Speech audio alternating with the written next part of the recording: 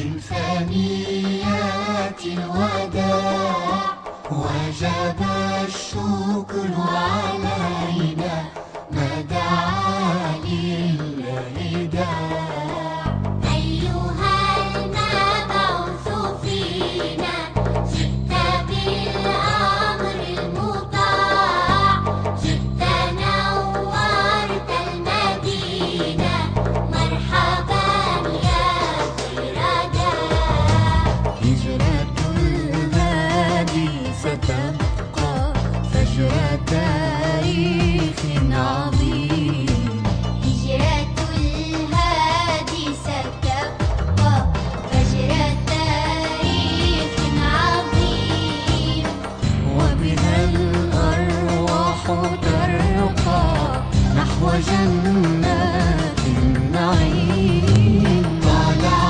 البدر علينا من ثنيات الوداع وجب الشكر علينا ما دعا لله داع أيها المبعوث فينا جئت بالأمر المطاع جئت نورت المدينة مرحبا يا خير داع مرحبا يا خير داع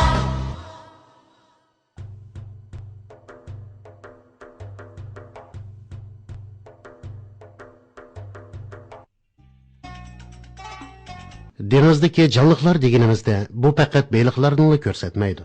Chunki dengizda boshqa cho'ng kichik canlıqlarmi bor. Ko'pincha holda quyosh nuri yetib bora olganligi yerlar canlıqlarning makoni bo'lgan. Ular boshqa canlıqlar bilan o'simliklarni ozuq g'izo qilish orqali yashab kelmoqda.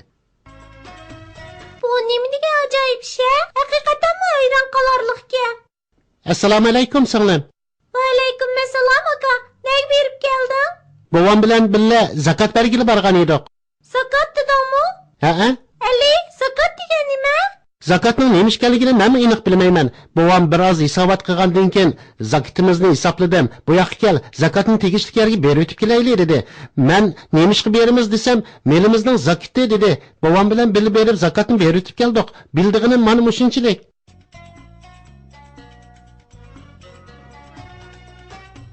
Assalomu alaykum bolalarım. Qanday ahvolinglar? Va alaykum assalom bova. Bova, sizdan bir narsa so'ramoqchidik. Qani so'ranglar bolalarım. Nima so'ramoqchi edinglar? Bova, zakat degan nima? Zakatmi? Shundoq. Zakat lug'atda barakat, ko'payish, yaxshilikning ko'pligi, mo'lchilik deganlik bo'ladi. Chunki bir molning zakati berilgandan keyin u mol texmi barakatlik bo'lib ko'payadi. Zakat molning ziyon zahmatdan saqlanishiga sababchi bo'ladi. Zakat islomning muhim shartlaridan biri. Endi biroz tushungandek bo'ldim, ammo zakat haqida texmi ko'proq ma'lumotga ega bo'lg'im bor va tushuntirib qo'ying, o'tnib qolay. Xo'shallik bilan deb beraman bolam. Alloh taolo bizning mol-mulkimizni texmi barakatlik va yaxshi bo'lsin deb bir qismini zakat qilib berib o'tishga buyurgan. Zakati berildigan mol deganimizda pul mol, yez egilik mahsulotlari, chorva mol qatorliqlar. Uningdan boshqa yana naqd pul va oltin kumush qatorliqlar ko'z tutildi. Biz shunga bayotdan zakat tarqitib keldik. Buni tushundim. Undaqda zakatni kimlarga beramiz? Qizim, bu savol noiti joyida bo'ldi. Buning javobi Qur'oni Karimda bayon qilingan. أعوذ بالله من الشيطان الرجيم بسم الله الرحمن الرحيم إنما الصدقات للفقراء والمساكين والعاملين عليها والمؤلفة قلوبهم وفي الرقاب والغارمين وفي سبيل الله وابن السبيل فريضة من الله والله عليم حكيم. Bova, undaqda zakatning shartlari nima?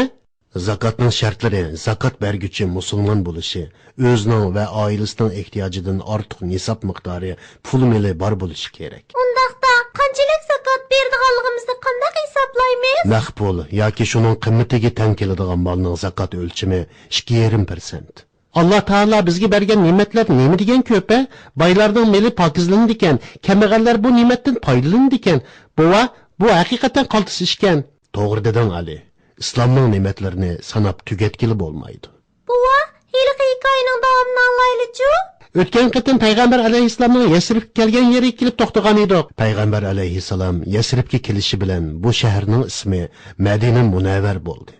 Madina musulmonlar tunji barpo qilgan shahardir. Payg'ambar alayhissalom o'zining yurtini tashlab Madinaga borgandan keyin oldi bilan qanday ishlarni qildi? Avval islomning bu muqaddas shaharni tartibga soldi.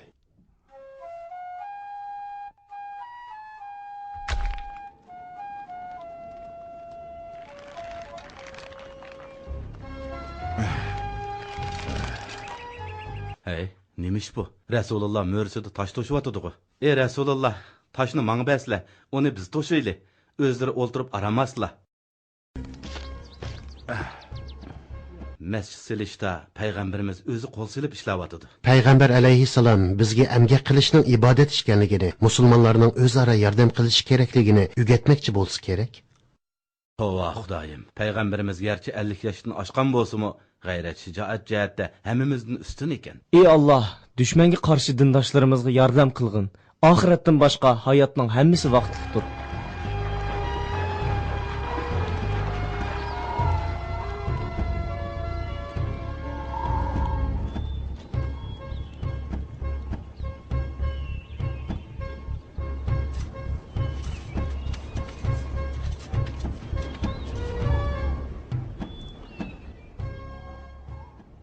Allah'ın yardımı bilen mescid silindi. Bu mescidden tunji islom davlati dunyoga keldi. Şunun bilen bu yer ilim ma'rifat tarqatadigan joyga va islom davlatining markaziga aylandi. Musulmonlarni namozga qanday chaqirsak bo'la? Ba'zilari Yahudilardek sochalayli da'vatidi. Payg'ambar alayhissalomning deyishicha Abdullah ibn Zayd uningga ko'rgan tushini so'zlab beribdi. Shuning bilan musulmonlarni insonning ovozi bilan namozga chaqirishga qaror qilibdi. Qani Bilal, sen insonlarni namozga chaqir. Buningga payg'ambarimiz qo'shildimi? Shundoq Bilal, buni payg'ambarimiz tasdiqladi. Bilal, tartinma. Bu payg'ambarimizning orzusi. Qani tez bo'l, masjidning o'g'zisiga chiqib, o'nlik ovozda azon tovlig'in.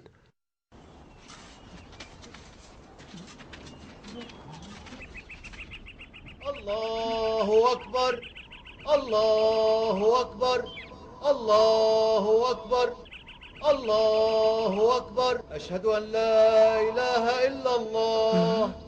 Eşhedü en la ilahe illallah.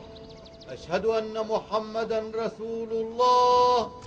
Eşhedü enne Muhammeden Resulullah. Hayya alas salah. Hayya alas salah. Hayya alel felah. Hayya alel felah. Allahu akbar, Allahu akbar. La ilahe illallah.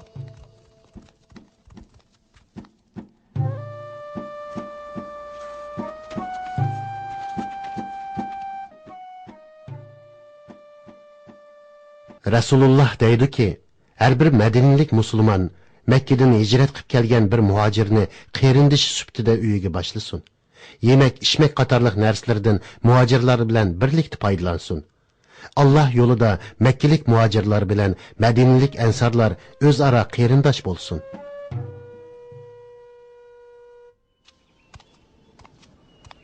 Ana, dadam bilan tog'am nemishqa kiyim-kechak qatorliq narsalarni elib masjidga ketyotidi? O'g'lim, payg'ambarimiz bizning o'zaro qarindosh bo'lishimizni va Makkadan kelgan muhojir qarindoshlarimizga yordam qilishimizni buyurdi. Ularga musofirchilikning dardini his qildirmasligimiz lozim. Tushundim, ana. Qarindishim, uyimda barining hammasi mushi ekan. Bularni o'rtaq ishlatayli. Qarindishim, menga qilgan yaxshiligingning ajrini Alloh sana hasilab bersin.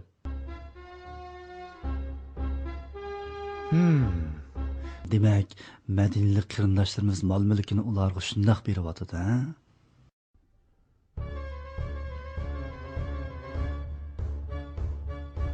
Emdi mening qul malaylarimmo kiyim-kechaklarni men bilan o'xshash kiydigan holatga keldi. Muhammad o'zini Yasribga podsho qilib, shaharning ismini Madina deb atadi. Muhammed ve onun taraftarları barpo qilgan yangi shaharning asosi qonuni mundoq ekan. Asosiy qonunni tuzib chiqdi. Ba'zi ishlarni chekladi.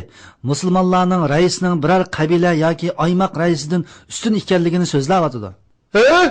Bu nima gap endi? Qurayishliklar, Yasribliklar, iymon etganlar va ularga ergashganlar, ularning sepidikilar o'zlarining bir millat, bir ummat ekanligini aytishib o'tibdi tehi. Bu gaplarga aldanma. Arab qabillarini bundaq gaplar bilan ittifoqlashtirg'ili bo'lmaydi. Abu Sufyan, ish buning bilanla tugagani yo'q. Yasribdagi yahudiylarga yozgan uqtirishni anglasang-chi tehi. Yahudilarning dini ayrim, musulmonlarning dini ayrim tursa, ular qandoqsiga kelishim tuzalaydi. Men bu nizoni tushunmadim. Muhammad inqilob qo'zg'amoqchi, shaharning asosini o'zgartmoqchi. Muhammad bizni o'g'limizdan, qizimizdan, hayotimizdan ayridi. Haqiqat degan nom ostida qilayotgan ishlari bilan o'tmishimizni kamsitibotdi. Bo'ldi bas. Onunğa haddini bildirib qo'yayli. Odam bo'lsin. Muhojirlarning Makkada tashlab ketgan mol mulkini musodara qilayli. Uylarini, chorva mollarini, xurmo daraxtlarini, hatto o'g'il qizlarni o'zimizdan qilayli. Hammasi bizning bo'lsin. Bu mening uyim. O'z uyimni qo'g'lama. Qilchilar. Qani o'tib.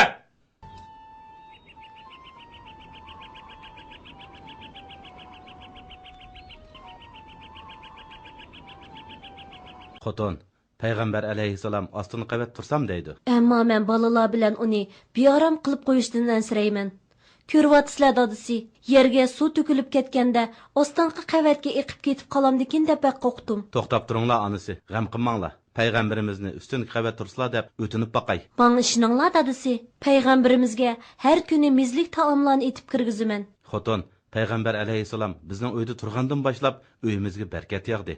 Men buni his qilib turyapman. Allohga qasam qilamanki, rostavotsizlar dadisi.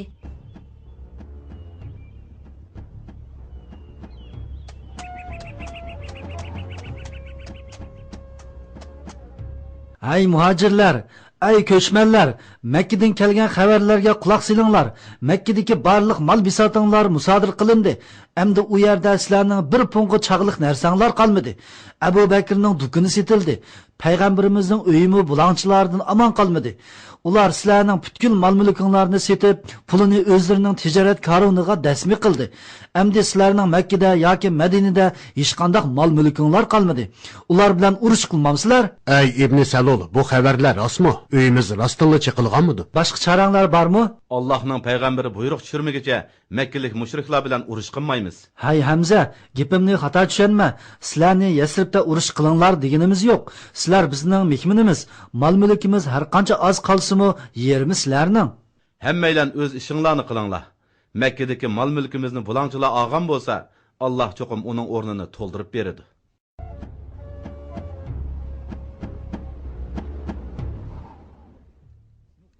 Ey Rasululloh, Makkalik mushriklar bilan urush qilayli. Ular bizning mol-mulkimiz va bola-chaqamizga qora qo'lini sundi. Bizni yurtimizdan qo'g'lab chiqadi. Allohga qasam qilamizki, irodamiz qat'iy tavranmaydi. Nohaqchilik hargizmi haqning ustidan hukmronlik qilolmaydi.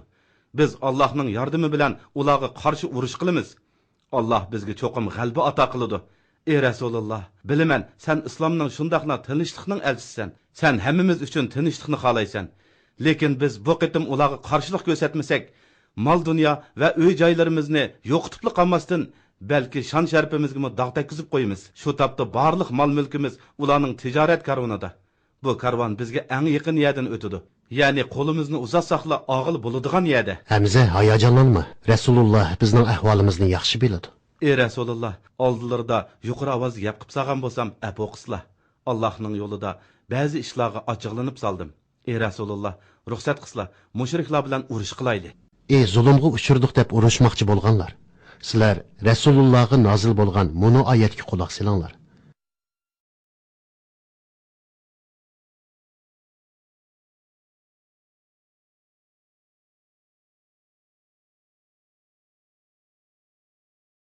Allahu Ekber, Allahu Ekber. Bova, musulmonlar mushriklarga qarshi urushga atlandimi? Ali, sukut qilib anglayli. Buvam so'zni davomlashtirsin. Meningcha, bugun mushargichi bo'lsin bolalarim. Keyingi qatimda sizlarga musulmonlarning tunji urushishini so'zlab beraman. Buva, keyingi Bugünkü vaqalikka bekmi qiziqyaptiman. Hammamiz payg'ambarimizning hayotiga doir voqeliklarni bilish uchun bek qiziqamiz. Men bularni sizlarga oymay deb beraman bolalarim. Hikoyamiz davomlashadi. Endi menga ruxsat qilinglar. Biroz orom elib olay.